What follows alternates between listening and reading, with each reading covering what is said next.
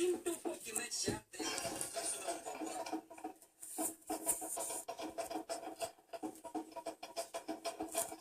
A pensat?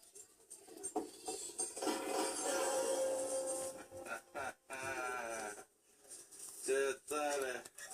Răgănesc în artă.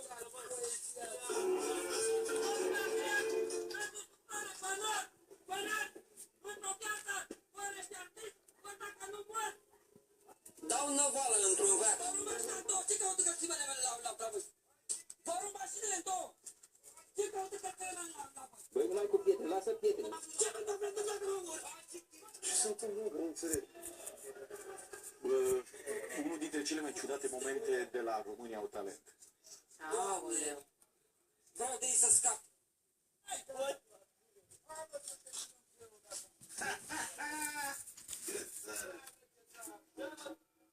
Hai, merge țara. Sunt atât de singur, tată.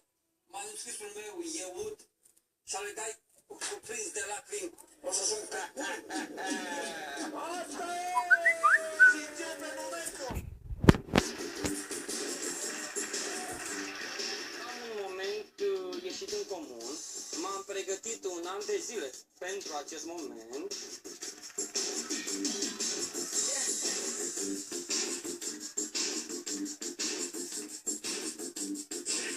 Vreau să fac în România ce a făcut Michael în America, doar că nu vreau să mă asamăn niciun pic cu Michael Jackson. Haideți, domnul Andy! Puțină umanitate, domnul Andy, țâmpiți? Românii vor vedea frustrarea mea pe scenă, plânsul meu și înverșunarea mea.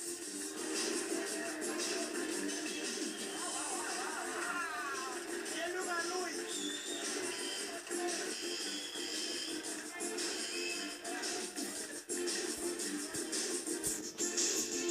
Trece fric! Mă fac de singur! Iată! Facă de mormânt! Hai că și recită! Rămâi păstere! Ei, lama, tabatanii, beoarii, ar vrea să spun! Cel că spune totul, pământul este un cuptor!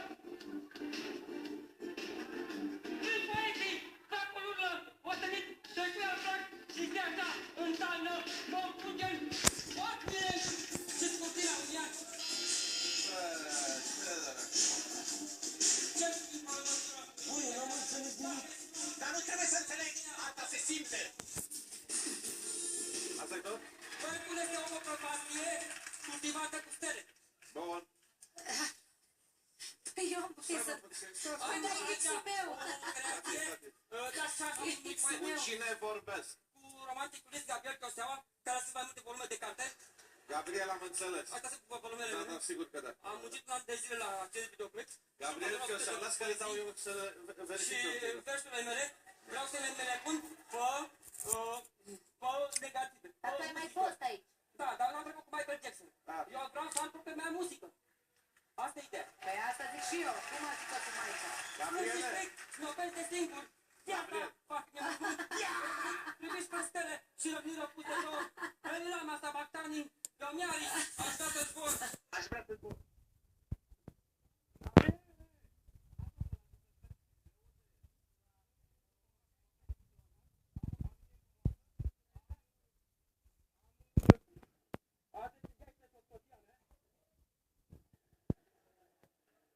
Gabriele, Dar nici nu zboară, dacă ne dai Eu nu aripi. înțeleg nici ce spune. Nu Visele înțeleg. nu se risipesc, dar nici nu zboară.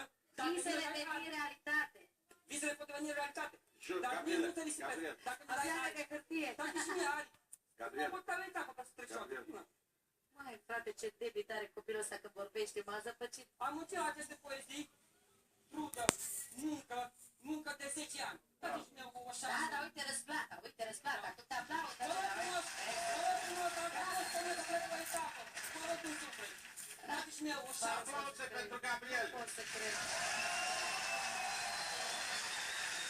Păi asta a fost etapa. Faptul că ei te-au aplaudat, crede-mă, a fost deja un lucru mare. Eu vreau să vă încânt cu ceva frumos data viitoare. Iată care e motoul lui. Dacă apare pe lume vreun geniu adevărat, îl vei cunoaște sigur după acest semn și anume, toți imbecilii se vor uni într-o conjurație împotriva lui. Întregul concept artistic a fost foarte interesant. Da, frumos zice Florin.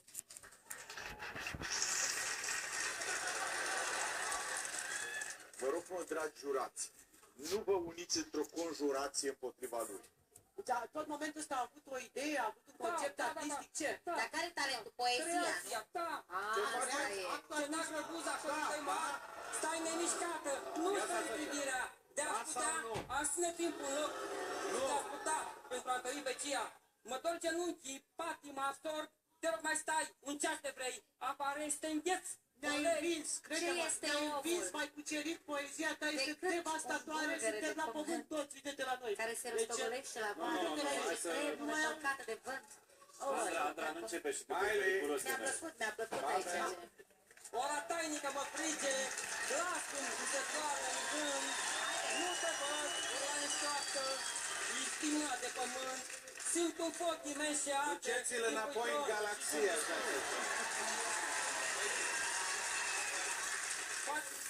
Poate că eu am greșit când te-am avut lângă mine, pașii tăi pași în oceanul pierdut, vremea cetății se sluge pe mine, iar eu sunt zbroi de gheață mergând. Vino. Stai. Dați-vă, vino. Super. E ok. Vino. Ăsta este unul dintre efectele colaterale ale globalizării.